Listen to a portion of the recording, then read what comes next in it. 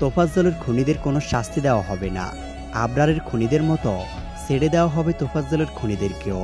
তোফাজ্জলের মৃত্যুর পেরিয়ে গেছে কয়েকদিন, এখনো গ্রেপ্তার হয়নি তোফাজ্জলের সব খুনিরা। এখন কথা হচ্ছে তোফাজ্জলের খুনিরা শাস্তি পাবে তো? তোফাজ্জলের খুনিদের সর্বোচ্চ বিচারের দাবি জানিয়েছেন খুনিদের মা বাবারা নিজেরাই। যেমনি তোফাজ্জল হত্যা ঘটনা মেনে নিতে পারেননি পুরো বাংলাদেশের মানুষ, তেমনি তোফাজ্জল হত্যা ঘটনা মেনে নিতে পারেননি খুনিদের মা বাবারা নিজেরাই। তাই তো সন্তানদের সর্বোচ্চ শাস্তির দাবি জানিয়েছেন মা বাবারা নিজেরাই। তোফাজ্জলের খুনিদের মধ্যে একজন হলো, তার মা বাবা থাকে অন্যের বাড়িতে, কিন্তু ছেলেকে ভর্তি করেছেন ঢাকা বিশ্ববিদ্যালয়ের মতো শিক্ষা প্রতিষ্ঠানে। মা বাবা অন্যের বাড়িতে খেয়ে না খেয়ে ছেলের পড়াশোনার খরচ চালাতো, কেননা তাদের স্বপ্ন ছিল পড়াশোনা শেষ করে ছেলে ভালো একটি চাকরি নেবে আর মা বাবার সকল দুঃখ কষ্ট দূর করে দিবে।